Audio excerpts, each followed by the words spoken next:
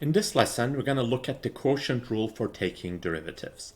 So if I'm dividing two functions by each other and the quotient of that is differentiable, made up of two differentiable functions, one in the numerator, one in the denominator, as long as the denominator is not equal to 0, I can go ahead and use this formula to take the derivative. So the result of taking a derivative of a function divided by another function, once again, given they're differentiable and the bottom's not 0, would be taking the derivative of the top, multiplying it by the bottom, and then subtracting the derivative of the bottom multiplied by the top, and then putting the entire fraction over the denominator squared.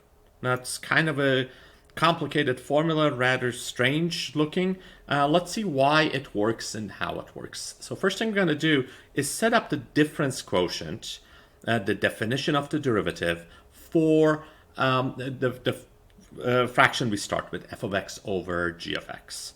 And this is what it's going to look like. We're going to take f of x plus h over g of x plus h minus f of x over g of x, and then the whole thing over h, and take the limit as h goes to 0. Next thing we'll do is kind of try to simplify this, get rid of the complex fraction by multiplying it with g of x plus h, the non-zero quantities. I can multiply them on the top and the bottom. And distribute what I got in the numerator into that parentheses. The denominator we're going to leave alone for now. And this is what we get as I distribute. So this g of x plus h, g of x, has been multiplied by each term inside of this parentheses. What that will allow me to do is cancel and not have a complex fraction anymore. And this, once I cancel g of x plus h with g of x plus h in the first term and g of x in the second term, this is what we're looking at. Next, we're going to use kind of the same trick we did when we proved the product rule. Add an extra term and subtract that same term in the numerator of this fraction. So we subtract and add that term. It's like adding a 0, doesn't change the value of the numerator, but it makes it look different and allows me to manipulate it algebraically to get what I want. So the term that we're going to use in this case is f of x g of x. So we subtract f of x g of x and then add it back in the middle of the numerator. And what then that's going to let me do is split this up into two fractions. Let's take the first two terms in the numerator and split it up from the other two terms in the numerator. Again, these functions were initially agreed to be differentiable, therefore they're continuous, and we can take the limit and split it up into two limits. So this is what I have. So the first two terms over the denominator have been put into one limit and the other two in the second limit. Right. So next we're going to factor this. We're going to factor a g of x from the first numerator. From the second numerator, we're going to factor a negative f of x. That allows the g of x plus h and g of x to switch places, because if I take the negative out, the sign of the two terms switch. And I get a g of x plus h minus g of x instead.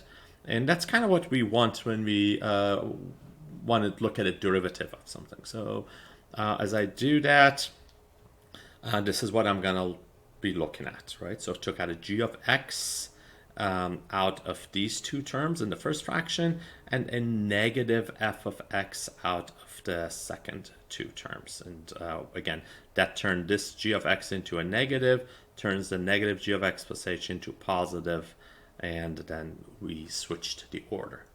Okay, and then what I'm going to do is take this part, f of x plus h minus f of x over h, and g of x plus h minus g of x over h, and just kind of separate it from the rest of the terms. Right, so it's still multiplication. I just took these two terms and separated them. And now, again, as I go ahead and take this limit as h goes to 0 and apply it to all of the pieces that I have here, these are all continuous functions. What I am going to get is this part turns into f prime of x. Limit as h goes to 0 of the difference quotient is going to give me the derivative of f of x. And in the second part, this becomes g prime of x. And g of x plus h, as h goes to 0, just turns into g of x.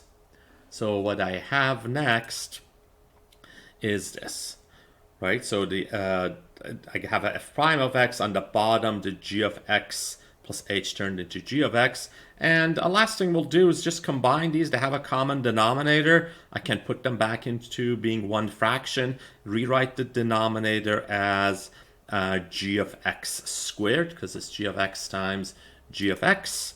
And I have g of x times f prime of x minus f of x g prime of x over g of x squared, which is what we had seen as the formula for the quotient rule.